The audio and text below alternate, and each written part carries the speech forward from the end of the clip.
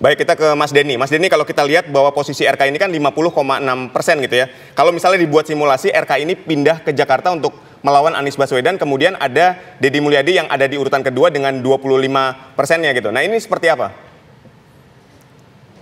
Ya, memindahkan Ridwan Kamil ke Jakarta itu artinya kemudian melihat peta elektoral Jakarta, dukungan pada Ridwan Kamil menurut pemilih Jakarta itu satu poin yang harus dilihat. Dan kajian kami pernah melakukan survei di Jakarta, itu Ridwan Kamil kansnya jauh lebih rendah dibanding ketika dia dalam survei di Jawa Barat. Dia posisinya nomor 3 di bawah Anies Baswedan, bahkan di bawah Ahok gitu ya.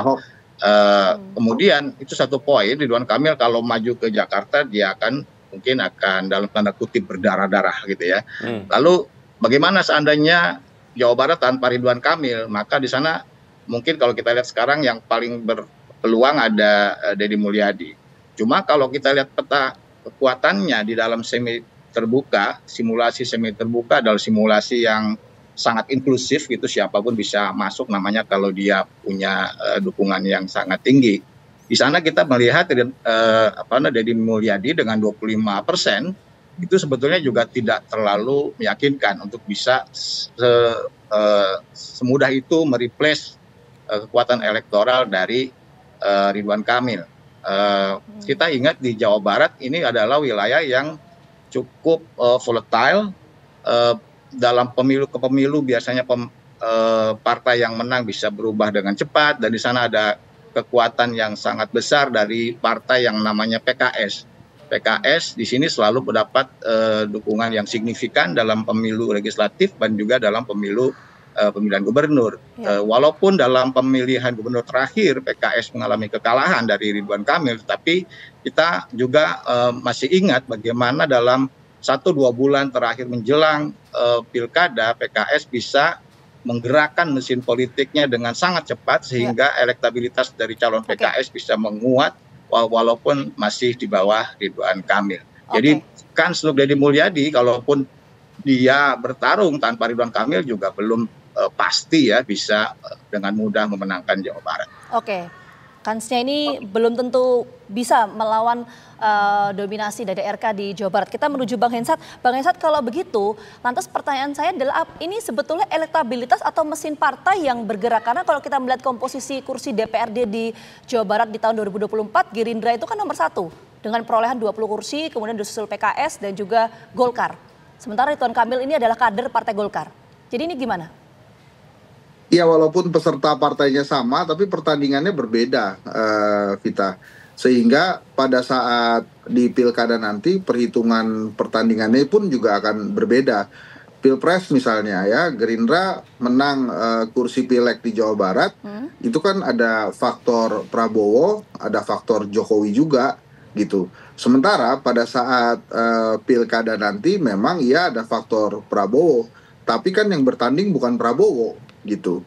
Kalau waktu Pilpres Prabowo yang bertanding, gitu. Sehingga Pak Prabowo yang sudah punya tabungan elektabilitas di 2 Pilpres sebelumnya itu sangat tertolong pada saat bertanding di Jawa Barat, ditambah lagi ada bantuan dari Pak Jokowi gitu. Tapi kalau pilkada, satu yang bertanding bukan Pak Prabowo, yang kedua sosok Deddy Mulyadi ini di Jawa Barat juga cukup kontroversial karena dikenal sebagai tokoh Sunda Wiwitan ya. Sehingga pada saat bertarung nanti taruhlah melawan Haru Suhandaru dari PKS, maka konstelasinya akan jauh berbeda gitu. Jadi belum tentu kemudian dia otomatis akan memenangkan pertarungan kalau Ridwan Kamil nggak ada. Nah itu juga pasti yang dihitung oleh Koalisi Indonesia Maju. Kalau kemudian kita in Deddy Mulyadi we trust gitu ya, dipercayakan semua pada Deddy Mulyadi, pasti para politisi itu ingat betapa cepat dan kuatnya jaringan PKS di Jawa Barat. Gitu. Maka kalau kemudian hanya Deddy Mulyadi, saya kok justru melihatnya Kim bisa saja disalib di tikungan dan partai yang koalisi yang ada PKS-nya bisa saja memenangkan pertarungan gitu. Jadi pertarungan di Jawa Barat ini elektabilitas menjadi kunci utama, baru kemudian mesin partainya, begitu ya, Bang Hensat ya? Gini, mesin partai dan jaringan akar rumput, elektabilitas itu kan angka, Mbak Vita.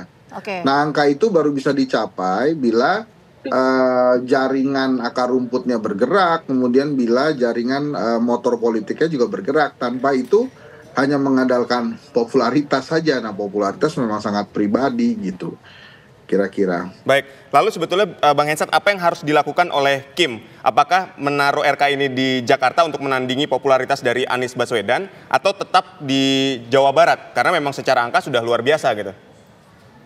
Kalau Kim melihatnya ya kalau di Jawa Barat idealnya adalah Ridwan Kamil, Deddy Mulyadi justru yang akan didorong di Kim gitu. Kalau kemudian dipaksakan Ridwan Kamilnya ke Jakarta, ya seharusnya Kim mendorong Deddy Mulyadi tapi berpasangan dengan orang yang juga punya pengaruh dekat dengan kehadiran Ridwan Kamil, ya istrinya Ridwan Kamil gitu misalnya. Karena kalau nggak begitu kalah dua-duanya. Sementara di Jakarta kalau tidak ada Ridwan Kamilnya, ya Kim bisa meminang Anies Baswedan untuk memastikan kemenangan itu. Apakah kemudian Anies Baswedan mau dipinang Kim? Menurut saya sih dia mau-mau aja. Yang agak berat bila dipasangkan dengan Mas Kaisang. Sementara kelihatannya ujungnya Kim tuh juga hampir pasti akan Mas Kaisang. Hanya tinggal nanti siapa yang mendampingi Mas Kaisangnya gitu. Oke, baik, nanti kita lihat dinamika politik di kontestasi Pilkada Jawa Barat seperti apa. Terima kasih sekali lagi untuk Bang Hensat dan juga Mas Deddy atas waktunya sudah bergabung bersama kami. Sehat selalu.